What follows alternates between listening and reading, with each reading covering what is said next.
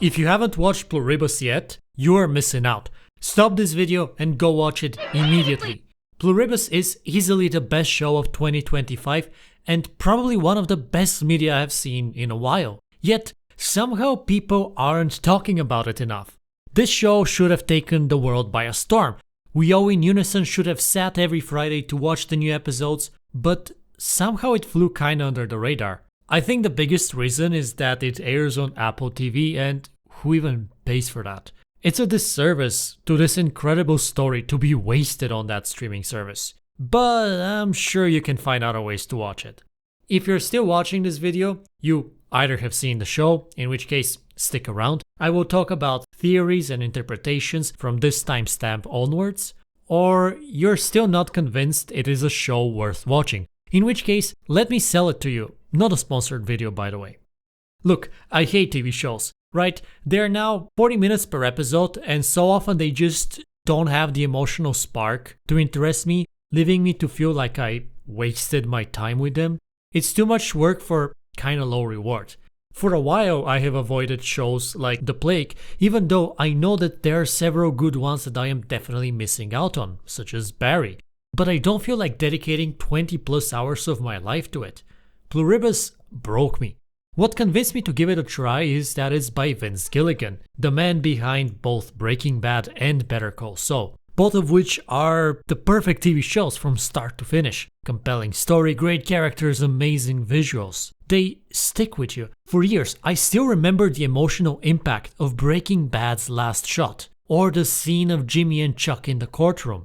But all that traction they got, all the memes they have spawned, Pluribus seems to be lacking it. There's not that much talk about it. I mean, I saw some random clip on Instagram of the show, and it was one of the few things I have seen. But just seeing these like 15 seconds of the show made me realize that, fuck, this might actually be pretty good, if not better than his previous work. What is Pluribus about? Well, it takes place in a world, just like ours, where a certain virus has broken out, which creates a hive mind out of the affected people. I would say, as a setting, it lies somewhere between zombie apocalypse and an alien invasion.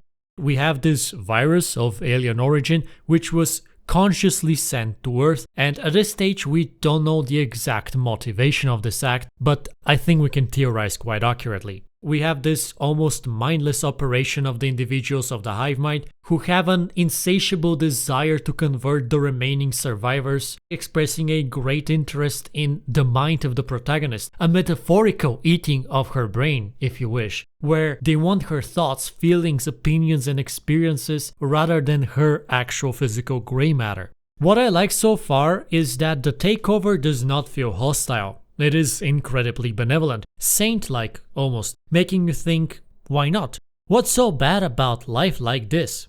We follow Carol Sturka, one of 13 survivors and described as the most miserable person on Earth, though that could be a red herring about another character. She has obviously the ultimate goal of curing the population and restoring the previous state of affairs, but she is no doctor, no chemist, no engineer. Just a writer, and as such, she lacks the direct knowledge and experience to find a cure. As such, she is forced to rely on crafty approaches of tricking the hive mind, of an Edison-like approach of trial and error until she finds the solution. A lot of people I saw online don't like Carol. They find her annoying, unlikable, and so on.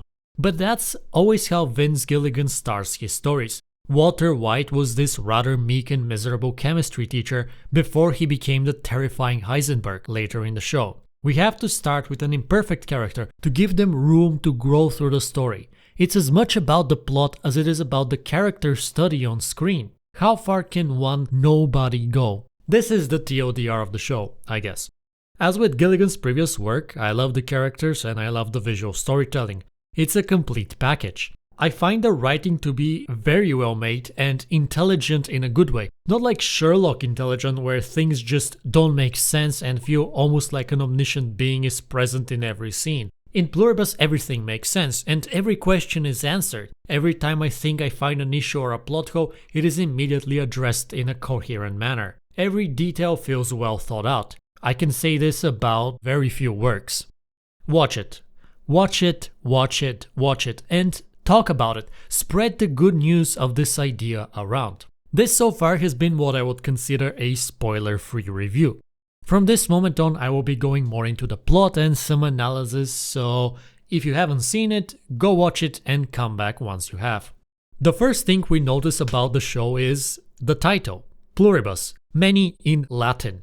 Based on my brief encounter with Latin in high school, I saw the title, thought it was just the writers feeling smart and writing many in an ancient language, and moved on. I didn't know about the saying e pluribus unum, or from many, one, which seems to be the motto of the United States, even written on most of the American currency. A motto that has existed since the founding of the United States back in the 18th century. Once I had this new context, I couldn't help but interpret the show as a metaphor of the states. Some details seem to align. We have the motto, we have the 13 survivors, a possible allegory of the 13 original states, the very first interaction of Carol with the hivemind being with a US Undersecretary of Agriculture. A possible reading of Pluribus then would be as a critique on collectivism and unity. In a time where America seems increasingly divided and USAians are more and more craving unity, the show asks, would it really be that nice if we all agreed fully on everything and existed in a utopian cohesion? Do we lose something if we know our individuality? Maybe some conflict is good. Maybe some tension is necessary in order to have I distinguishable from we the people. The show hasn't fully taken a stance yet. Yes, the main protagonist is super pro-individuality, but the alternative is made increasingly more appealing. This is of course just a theory, a TV show theory, one of many theories.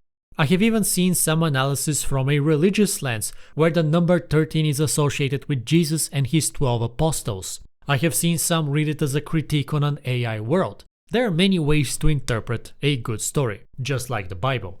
Anyways, this about concludes my 2 cents on the show. I think so far season 1 has been amazing, an absolute treat to watch. I got excited every Friday to see where the story would go. I theorized, I engaged with other people, and I had a lot of fun. And hope you had fun watching this video. If you did, please leave a like, it benefits my channel a lot. And if you want to see more from me, subscribe to stay tuned. I recently hit 1,000 subscribers, which was surreal as an experience. I gotta dedicate more time to this channel, I guess, and make a few more videos.